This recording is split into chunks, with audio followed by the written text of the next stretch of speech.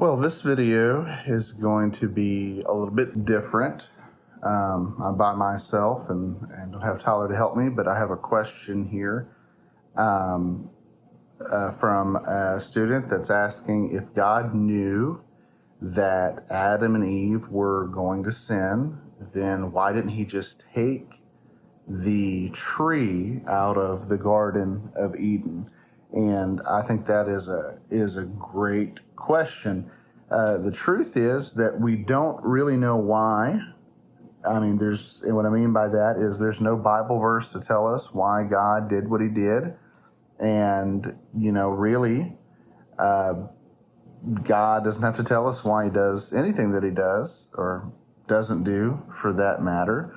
But I think we can make some guesses at it just based on what we know about God and what we understand from other passages of the Bible.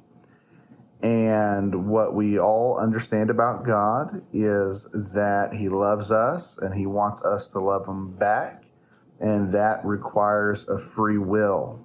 And, in order for us to really love God, we have to have the freedom to do what we want. And what I mean by that is if God forces us to love him, that is not actually love at all. And so God loves us freely. God chooses to love us, and he wants us to choose to love him back. But in order for there to be a choice, there has to be the choice to do wrong. So in order for there to be freedom, there has to be the choice for us to make the wrong choice. There has to be the freedom to make the wrong choice. And so I think that the reason why God left the tree there, even though he knew Adam and Eve would sin, was so that they would have the choice to either love him and obey him or to love themselves and disobey him. And Jesus says that in the New Testament, that he will know that we love him by whether or not we keep his commandments. He says, if you love me, keep my commandments. So God knows whether or not we love him based on whether or not we obey him. And so the choice to obey or disobey God is really a choice to either love God or not love God.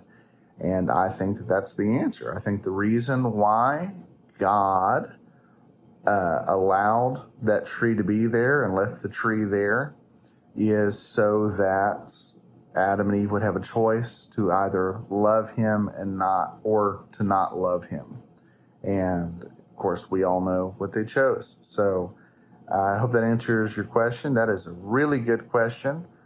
Like I said, the Bible doesn't tell us for sure why God left the tree there in the Garden of Eden.